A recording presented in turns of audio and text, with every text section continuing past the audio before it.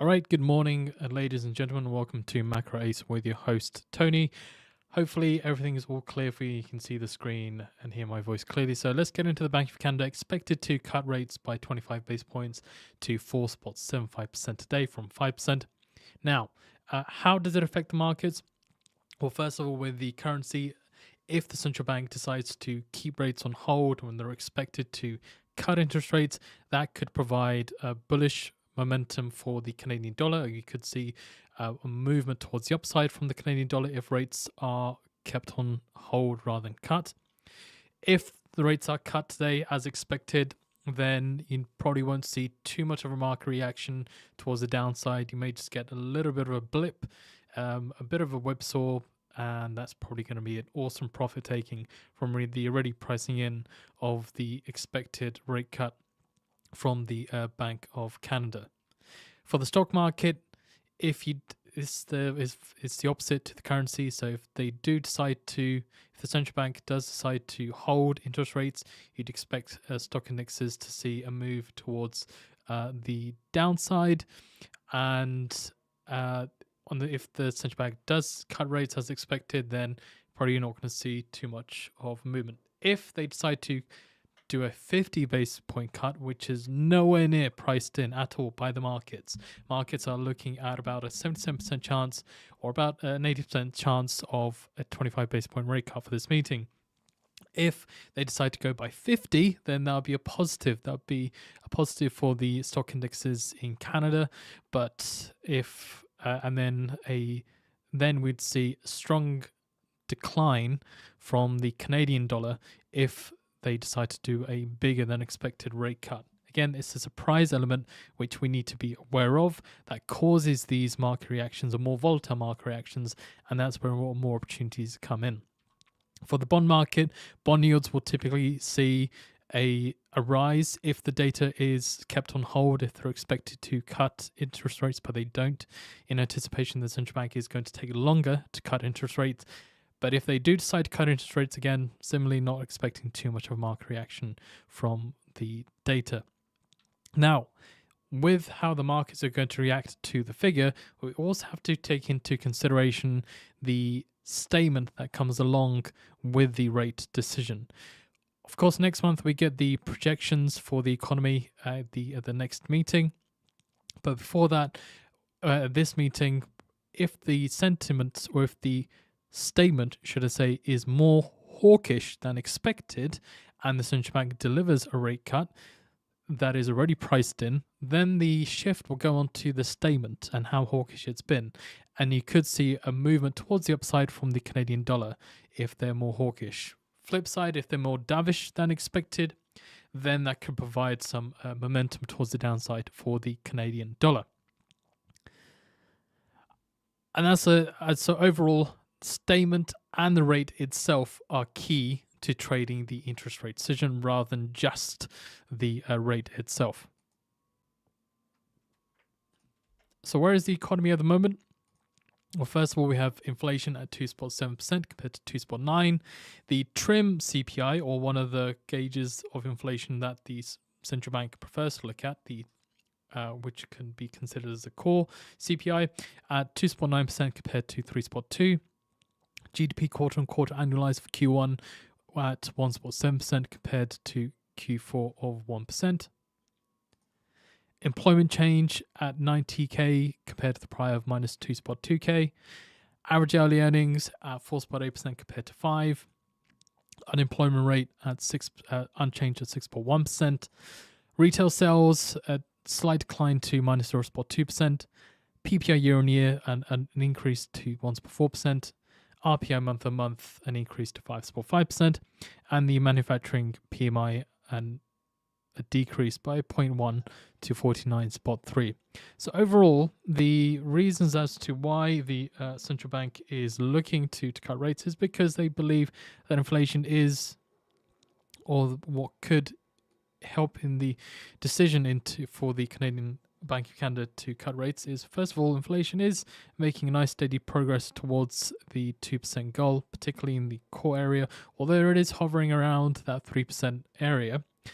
as is the CPI data, the headline CPI data, but also GDP data was much weaker than expected when the data was released. Forecast was 2.2% and we came out on 1.7% for Q1. So that's something to bear in mind with a weaker than expected GDP data. That's having an infringement. That's having an infringement on the Canadian economy, but also is helping with bets for the expectation the central bank is going to take a 25 basis point rate cut at this meeting. But it doesn't mean that they could just put that to the side and wait for better inflation data or better indication that inflation is moving down and give it another month before say, okay, all right, cool, here we go. We've had one more month of inflation data. Here are economic projections as well for the economy.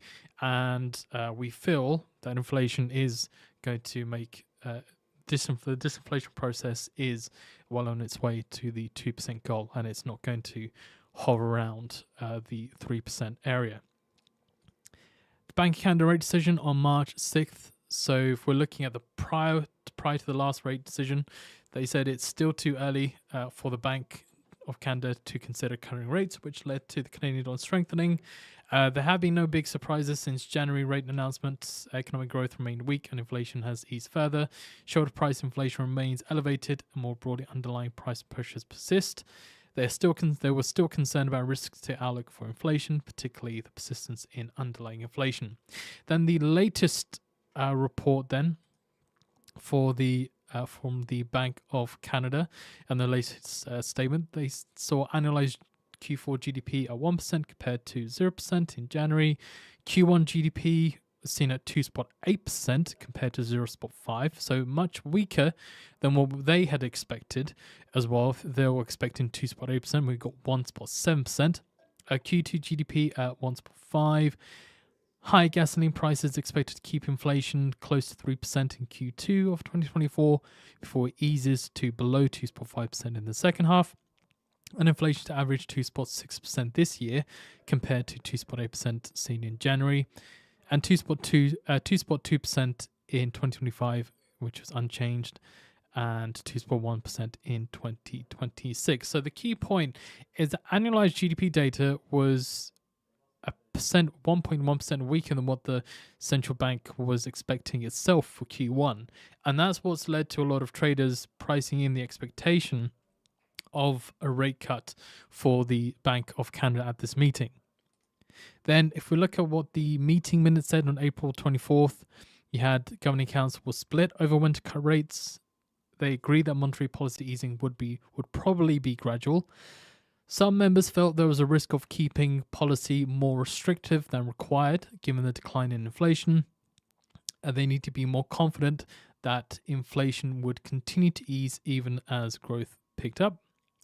And others saw a low risk that a restrictive policy, a monetary policy, would slow the economy more than necessary to return inflation to target.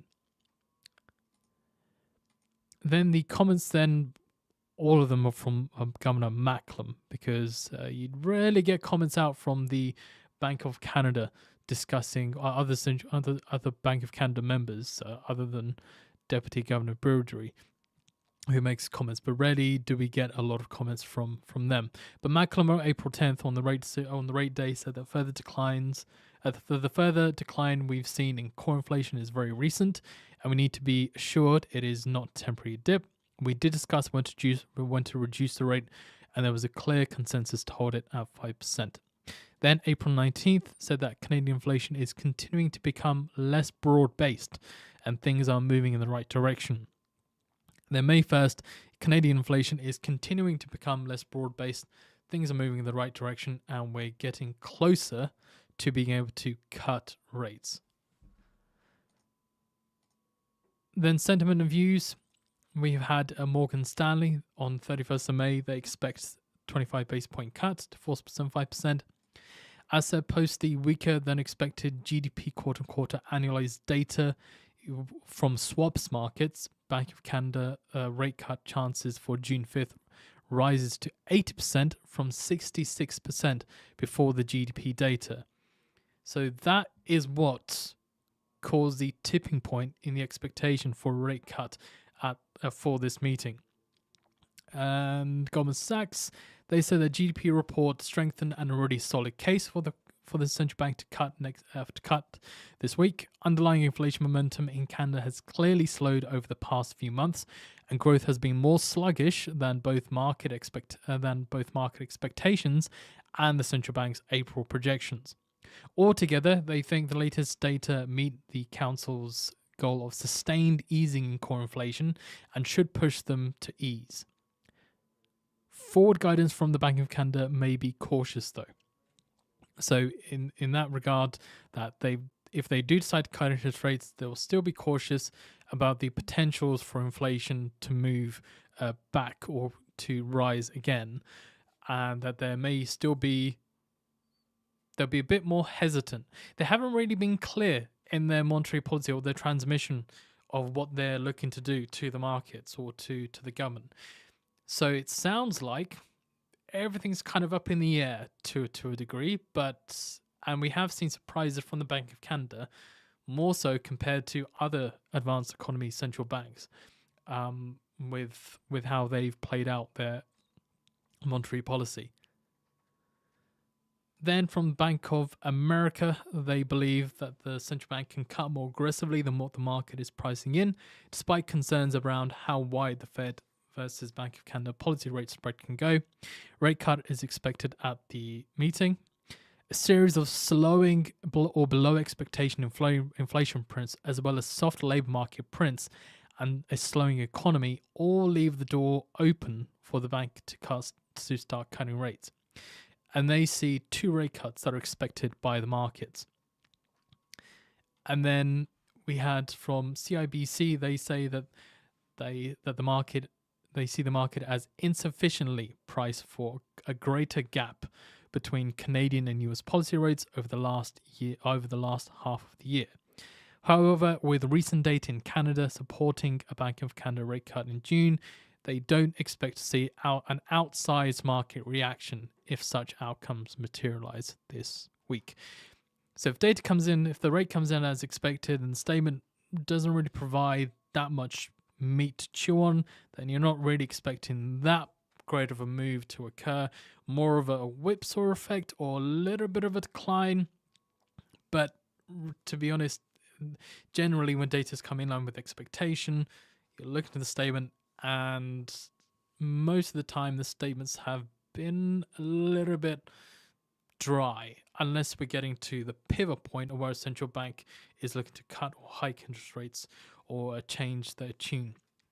So that's why the statement is always important, but for this one, it's going to be quite interesting to see if they do maintain a dovish bias to seeing inflation, that a disinflation process is working, or if they go with the hawkish bias and say they've decided to cut rates, feeling that they're comfortable with cutting rates, but they could warn of inflation moving back towards the upside, and maybe in that case will lead to a hold at future meetings, and there may only be one rate cut, and maybe at this meeting that could be expected. But yeah, here we go. So this is how the markets have reacted last time round. So the biggest market reaction came from GP CAD. See, it's again still seen weakness, strength from the Canadian dollar off of the back of that rate statement there. And as I said, biggest market reaction came from GP CAD. And then if we're looking at second place, we're looking at dollar CAD, where the second, Euro CAD, where the second largest market reaction was. And if we're looking at post market, though, 30 minutes after the release occurred, you can see CAD JPY was up by about 30.5 pips after that release of that data. So we got about a couple of minutes or less than a minute left to go, and then we'll let's bring up the data here. Okay, so if they do decide to I'll go through that again. If they do decide to cut interest rates, then, and the statement isn't as hawkish, or if the statement is a little bit hawkish, then you could see a little bit of a muted market reaction if there's only a little bit of hawkish surprise, if there's a bigger hawkish surprise for the Bank of Canada, where they do decide to hold interest rates, then you could see a bit of upside movement from the Canadian dollar instead. If they cut rates and are more dovish than expected, and that they are open to more interest rate cuts, then you could see a further decline. You could see a decline from the Canadian dollar that could be quite strong. Okay, about 10 seconds. I will go silent.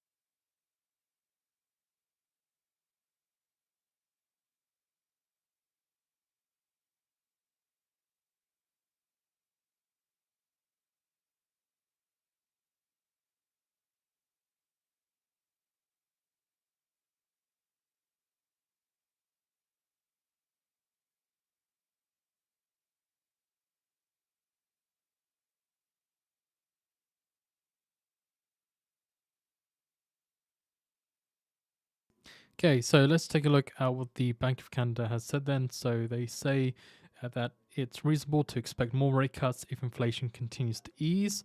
That's what's provided the downside momentum for the Canadian dollar here. They say with continuing evidence that underlying inflation is easing, monetary policy no longer needs to be as restrictive. So this seems to be as dovish as expected. Nothing about it. The only part but the saying it's reasonable to expect more rate cuts if inflation continues to ease. That makes more sense. Currently, the markets are looking at 2 rate cuts. So we'll see what the markets are looking at after this here.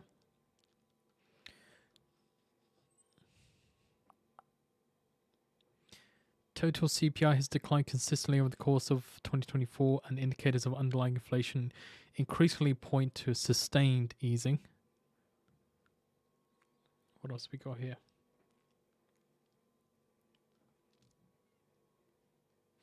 But they are taking their rate decisions one meeting at a time.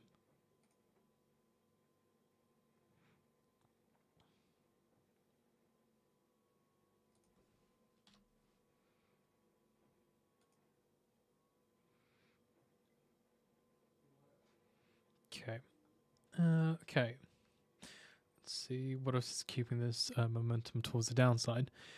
But that looks to be the key thing though. So far, it's reasonable to expect more rate cuts if inflation continues to ease, and removing the point about the need for restrictive monetary policy. So, other than that, there isn't anything else to really chew on. It isn't very dovish, but it was dovish enough to keep the Canadian dollar down. Look at what else was said. Malcolm said, although Q1 growth was weaker than they had forecast in April, consumption growth was solid, while business investment and housing activity also increased. Yeah, okay.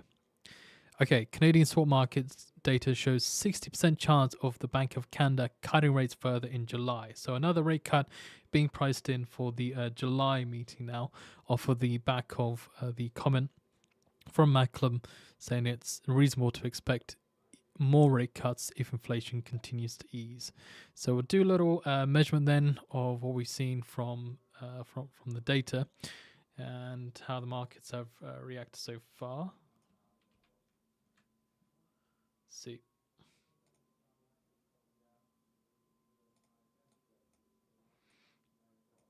So not really.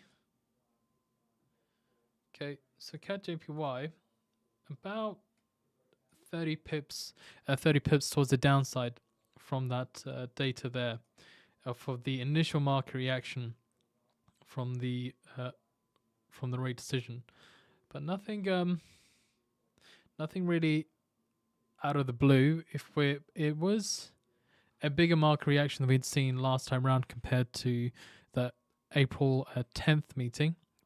April 10th meeting had seen about 28.5 pips towards the downside on the initial, KGPY had seen about 18.5 pips towards the upside, should I say, from that data there. So that's a bit bigger than expected. GP CAD, let's a quick little check of that, see what we had here. So for GP CAD, about 28.5 pips move. This is much bigger. So 43.5 pip move towards the upside there for the for GP CAD. So much stronger market reaction compared to what we'd seen last time round. All right. So Ambro Parlor. Do you not see the site? It's probably best if you also have a look at the financial news feed. They cut by 25 basis points as expected. So the new rate is now 4.75%. So it was as expected for the rate cut decision. But okay, so let's have a look at some of the other things then. So if we're looking at financial use, if you've never come across it before, let me just close. We'll just bring this up here. So financial use is a live voice and text service providing you with up-to-date headlines of what to expect within the markets, with your economic calendar. What are the headlines that have been said that are having an effect on the markets overall? Also keeping up to date if there's central banks speak, or what the markets are pricing in, as you can see here with the Canadian money markets there, and what the shift is in sentiment, all in one place via voice and text on one newsfeed here on Financial Juice. So that's quite important. If you're a day trader, you want to be able to listen out for those opportunities that could potentially come through to you. I mean, you can just look at the market and see how it is and just watch. But knowing why the market's moving in a certain direction is what then provides you with that power. So, like Uncle Ben says, with great power comes great responsibility. So that's something to be cautious of when you are day trading, is that to have that extra tool to be able to stay ahead of the markets and to be able to understand what's going on within the markets is quite a powerful tool to be able to have. At Financial Juice, we have that all in one place via voice and text, and now with our news feed here. So you have your voice, which is played here. You should be able to see the little slider appear there. Okay. And then you have your news feed center. Okay. We also have our FJ Elite, which is providing you with different bits of updates, sentiment throughout the day of what to expect or what's happened. If there's any shift in change for the markets or for the day ahead. Here, keeping up to date with the need to know market risk of what has occurred, and if there's anything to be aware of within the day ahead. Okay, or could have an effect on the trading session in the day ahead. Also, don't forget, later on today we do have the press conference with Governor Macklem later on at 10:30 a.m. Eastern Time. So there's also that, which can provide another event for you guys to be able to trade much much more difficult than trading the rate and the statement itself, because you're having to wait for him to make comments or listen out for specific changes in rhetoric to be able to then make a decision as to which way you're going to trade. Okay, so other than that, with the Financial Juice newsfeed, we do have a current offer for Financial Juice where you can get Financial Juice Live for 1 year for $99 rather than paying $1,200. So you get a 92% discount on Financial Juice for 1 year with this subscription code. So let's pop it in here. So this is to Financial Juice. Okay. And I'll pop in the promo code here as well. So Juicy92. You get a 92% discount on Financial Juice Pro, Financial Juice Pro for a year. For the year subscription, should I say, for the yearly subscription, and then off of the back of that, as said, you get access to the live voice and text feed that we have here. Again, if your day trading has very good use to keep you up to date with what to expect or what has happened in the markets as well. Okay, so let's go to other areas too. Now, TICKSTRIKE, first of all, before you decide to, if you've never come across Financial Juice before, or if you've never, if you're not sure about how to use a live voice and text service in your trading strategy, then what you can do is have a little play with the light version of Financial Juice. Okay, the light version of Financial Juice, what it does is it provides you with there is a delay on the feed, yes, for the light version of Financial Juice, but you get the hang of how a live voice and text service works, and then how it can fit into your trading strategy. Okay, so that's something to be just cautious of if you're new to a live voice and text service. Once you're comfortable and you feel like, yeah, you want to go with the pro version of Financial Juice, then go ahead and do that. But make sure if you do decide to go to pro straight away, make sure you create an account first, which will bring up the live version of Financial Juice. Go to your email and then just activate or verify your account. Once you've verified your account, then click here in the top left hand corner where you can see me kind of clicking away. Next to that little clicker there, you'll see a bit where it says Go Pro. Then click on where it says Go Pro, and then select your subscription, put in your Juicy92 promo code, and then you get access to, and then you can get access to the feed. Oh, of course, then once you've paid for the service, then log out and then log back in.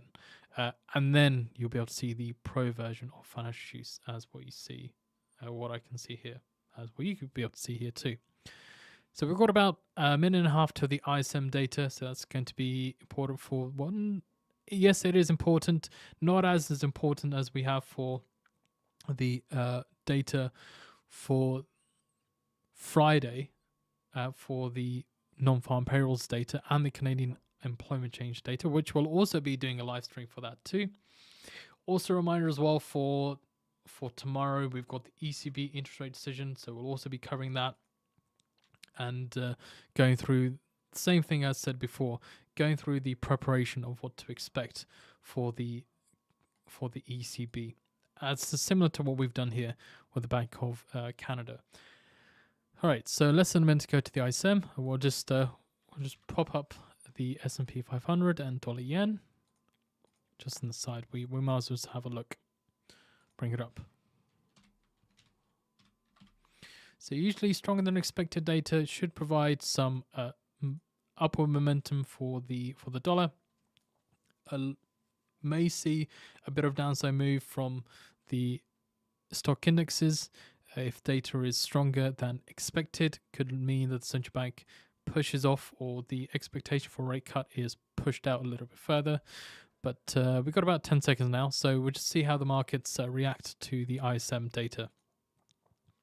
And let's bring up TICKSTRIKE and just change layout to US releases. Okay, there we go. So market, okay, dang. There we go. 50. Okay, so 53.8, much higher than expected. Dollar moving towards the upside. Jeez, TICKSTRIKE is going crazy. Let me explain TICKSTRIKE whilst we have it here. TICKSTRIKE provides you with, or gives you, visual audio alerts to the strength of buying or selling momentum within the asset that you're looking at. Oh, why do you call FX? No worries, if you lost a few pips, it's fine. We learn. We live and learn.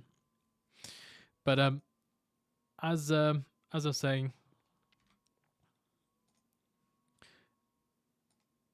as I was saying, with TICKSTRIKE, I said it provides you with that live, real-time, up-to-date. It gives you up-to-date moves on how strong the buying or selling momentum is within the markets. That's in forex, crypto, stocks, your futures, ETFs, ETNs, your internals like the VIX index as well, and that momentum is quite key when it comes to trading economic releases. So with here, this is the little ticker box of what we call, which shows you visually and audibly the buying and selling momentum of the asset. You can see this number here, which says -1 at the moment. This shows you, so 1 is where the ticker is very sensitive to market reactions. So when there's a little bit of buying or selling momentum that occurs, as you can see, TICKSTRIKE will give you that visual alert there that you can see there.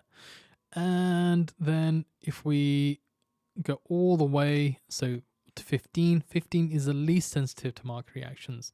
So only when there's a big amount of buying or selling momentum that occurs will TICKSTRIKE give you a visual or audio alert. Now, if you like to scalp the markets and you're a hardcore scalper, then what you can do is click on this little lightning bolt symbol here. This makes TICKSTRIKE uber sensitive. So if one is very sensitive to market reactions, then the lightning bolt is uber sensitive to market reactions. So every little bit of buying or selling momentum that occurs, TICKSTRIKE will give you a visual audio alert for it. So if I just move the mouse away, there we go. So you can see it kind of compared to the you can comparing it to look at that little guy go. Comparing it to the other assets, the S&P and the Dow, which don't have the lightning bolt symbol on at the moment. You can see how much more erratic and every little bit of buying or selling momentum that you can see on the S&P, on the Nasdaq. That's being shown right there for you to have a look at. So I'm going to turn that off. And of course, as I said, it's 15 levels below 1, and you can still chop and change to whatever makes you, whatever works for you. And then, as I said, if you're scalping the markets, then it's a great opportunity, great trading tool for you to add to your arsenal. As I said with financial juice before, if it's the first time you've come across TICKSTRIKE and you're not really used to it, then on the feed, you've got this free version of TICKSTRIKE, which is restricted to only the S&P, Eurodollar, oil, and Bitcoin. And the level of sensitivity is restricted, I believe, at 6 out of 15. I think. So you can't chop and change that as you'd want. But how you can still on the light version of financial sheets, have a little play with it. If it, again, see if it fits into your trading strategy, and if it, then once you get more comfortable with it, then you can sign up to TICKSTRIKE. Okay. Finally, then let me just bring this up here. Just want to bring up an example of the ranges and deviations. So the ranges and deviations then of what you guys had seen here before. So this shows you how the markets have reacted to economic releases in the past and by how much. For interest rates and some of the big major economic releases, or where there has been a shift in sentiment, then you also see the sentiment here of what's caused the market reaction. And then also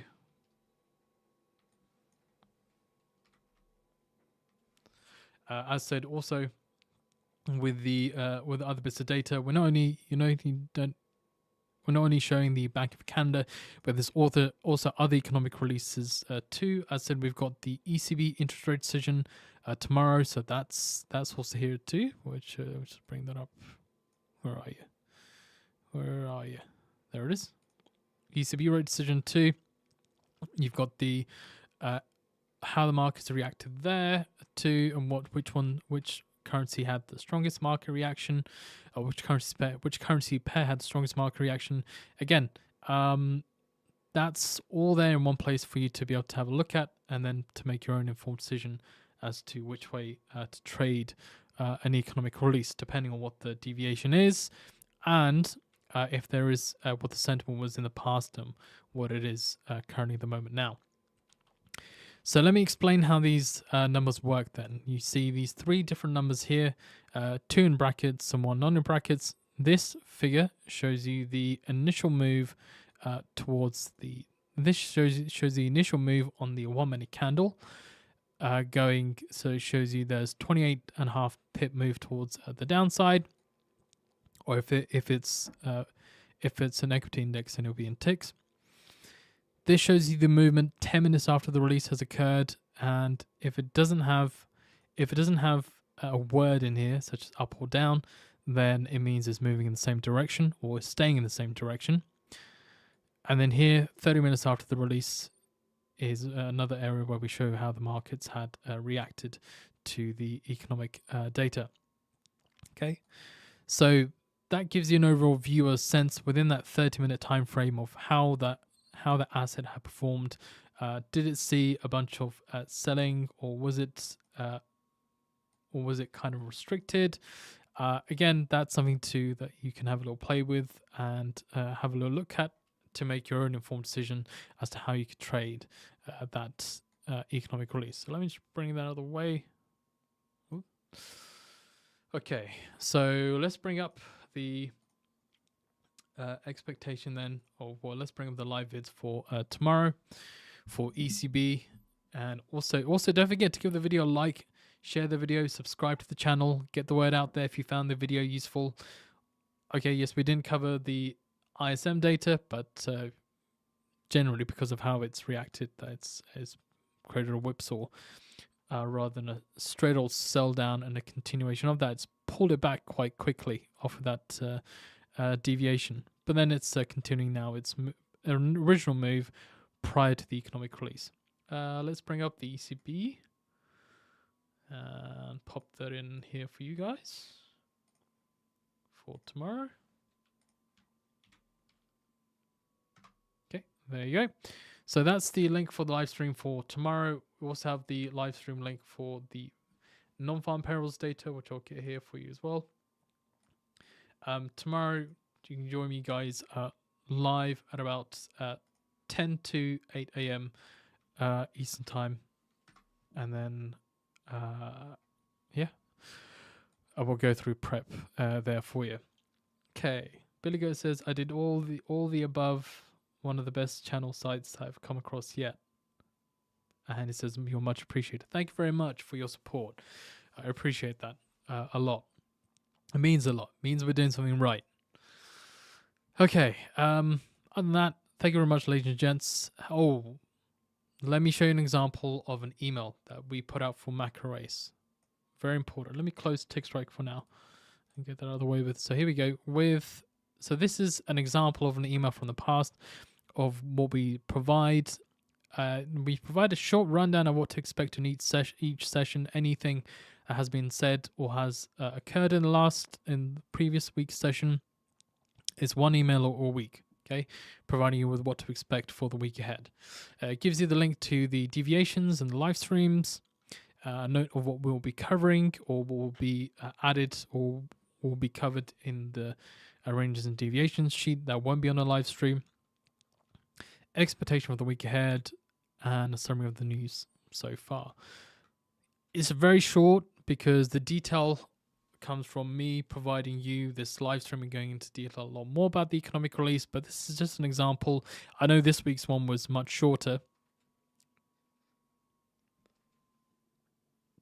than what we previously had done, but again, still there for you to have a little look at and play with and get an understanding of it.